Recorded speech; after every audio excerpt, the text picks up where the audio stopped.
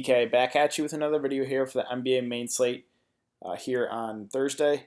This is the last slate before the All-Star break, and we got a pretty small 3-game slate. So last night, Wednesday night tonight, just a frustrating night. I tweeted about it. I was deciding between Larry Nance and Siakam. It was a coin flip for me. I had Siakam originally, and then I switched to Larry Nance, and yeah, it was like a 40 fantasy point difference. Nance didn't do terrible. He got like 30, I think. But Siakam got like 70 something. Siakam was high owned. So that one little coin flip switch that I was deciding between cost me. So, and then Karl-Anthony Towns was a little downer. I mean, I got Lillard or Nurkic going now, but I don't think it's going to be enough. So just frustrating that, one little decision, can mean so much. So a little frustrated, but let's see if we can kill it here on the small 3-game slate before the All-Star break. So it's an interesting slate, 3 games. So obviously, I mean, this OKC New Orleans game looks pretty appealing for if you want to get a star or 2 in your lineup. New York, Atlanta, I feel like this is where you're going to save some money. And Charlotte, Orlando is kind of the wild card game that, definitely can, there is some fantasy goodness in that game as well. So I think we'll just go team by team since this is a small 3-game slate. So let's start with Charlotte. Normally, it's just KEMBA for me and no one else. But since it's such a small 3-game slate, like I said, we got to consider some other guys. So obviously, KEMBA will probably be my first pick still. He's just playing basically the whole game. He's locked in about 40 minutes. This is a good matchup here against Orlando. So I think KEMBA, really solid play there at 9.2. And then it's kind of tough from there. So I wouldn't touch any of the bench guys, but the other 4 starters, BATUM, Marvin Williams, Cody Zeller, Lamb, I think are all in play. Lamb has been playing, 36 and 38 minutes the last 2 games, but we know this is the Hornets. Their rotations are kind of wacky. But I think he definitely has the most upside of anyone else here, the rest of the Hornets. Cody Zeller, I think, is okay at 4.8. They're probably going to need him to guard VUCEVIC, but, I don't know if I really want to play Cody Zeller on the slate. Marvin Williams is never really a guy I like playing. BATUM is okay at 4.5. He's also playing really consistent minutes. Just has not looked good, but I think he's decent salary relief play. Again, the bench, I don't think I would touch it. So let's move on to Orlando. VUCEVIC. You guys know I love playing VUCEVIC. Bigs against the Hornets. I love targeting bigs against the Hornets. VUCEVIC, I think, goes pretty low owned on the slate. I think the flocks go to Westbrook, Paul George, Anthony Davis. I think VUCEVIC gets forgotten about once again.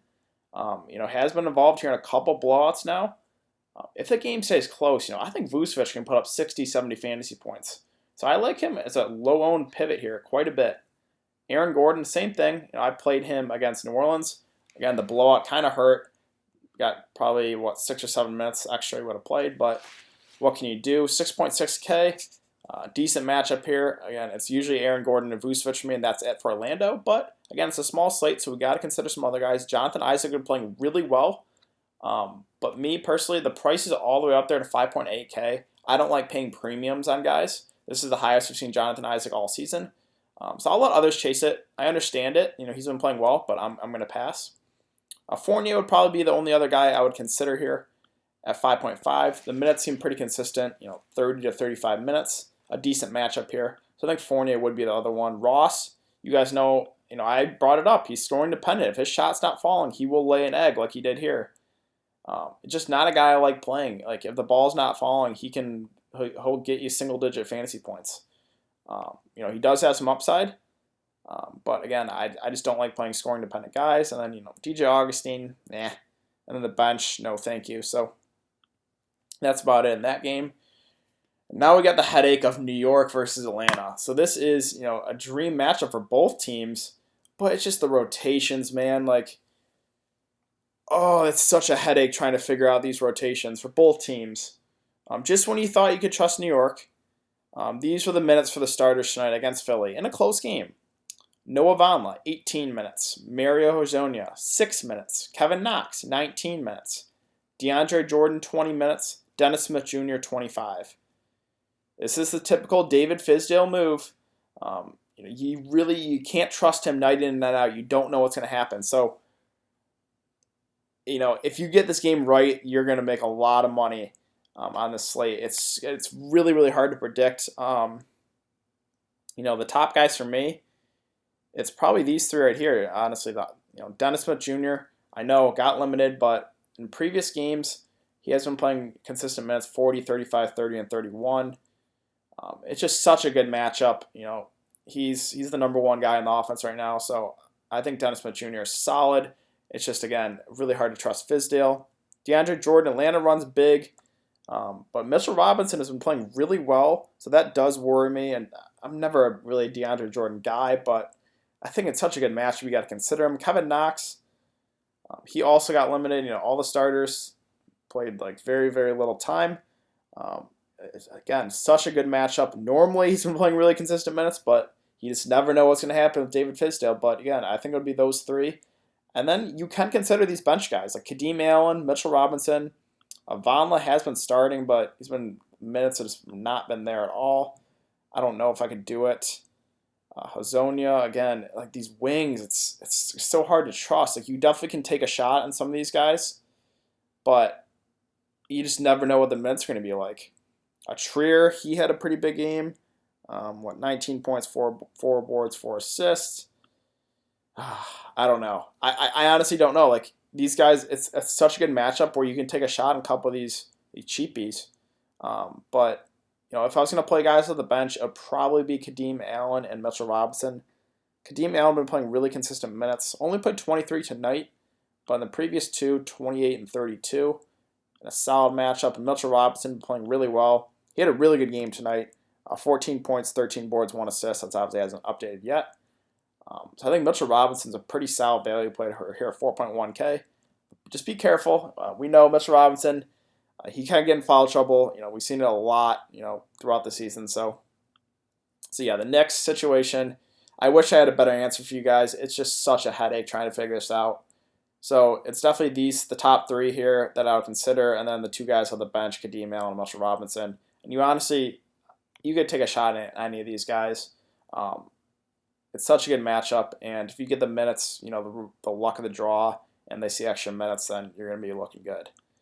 Now we get the headache of the Atlanta side. Let me bring up Atlanta really quick. Their last game with no Jeremy Lin. Where is Atlanta here? Bring up. Come on. Okay. So the last game against the Lakers, obviously you guys know I really like Trae Young.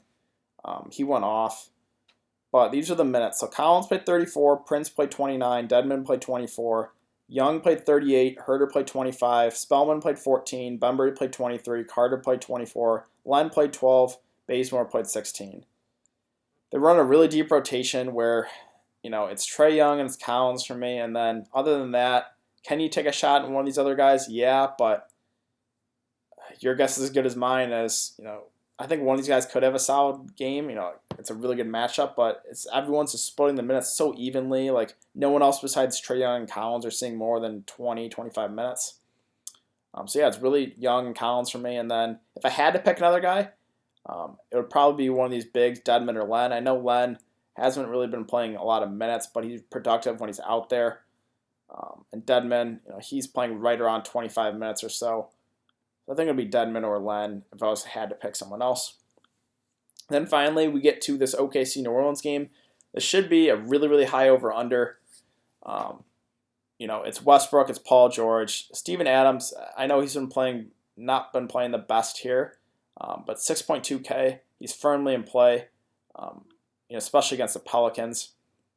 Other than that, you could take a shot on Terrence Ferguson. You could take a shot on, a couple of these other cheap guards. Again, pretty hard to predict here with who's going to have a solid game of these like bench guards. So I don't know if I would do it. I think I would stick to these top three and then maybe go value in Atlanta, New York. So yeah. Westbrook, Paul George, Steven Adams, I think are all really good plays. Obviously, there's a little blowout risk. New Orleans has not been playing well, but it is at home, so makes me feel a little more comfortable targeting the Pelicans. Then we got a really cheap Anthony Davis at 9K. This is also a headache situation. He just played really bad against Orlando, but they said they're going to limit his minutes, so he played 25 in his first game back in a while. Then he played 34 the next night. I don't know. I just know that 9K for Anthony Davis is too cheap. I would guess if I had to project minutes, I would say, 32, 33 if I had to guess. So that's just too cheap for Anthony Davis. So I'm definitely considering him. And then other than that, again, it's kind of a headache. JRUE, he's also playing consistent minutes, but against Orlando they got blown out. He got limited, but normally he's going to play right around 35 minutes in an up-tempo game. Definitely JRUE and Anthony Davis. Randall, I think is okay, but with Okafor back, I don't think I want to do that. KENRICH Williams. He had been playing really well. Still played 32 minutes, but he's had an off night. 5.4K. I think it's okay, but I think I'd rather go elsewhere. Elfrid Payton. He's questionable. If he plays, that's a downgrade. A couple of value guards. I don't know if I would take a shot in any of these cheap Pelicans. So yeah, I think that's about it, to be honest.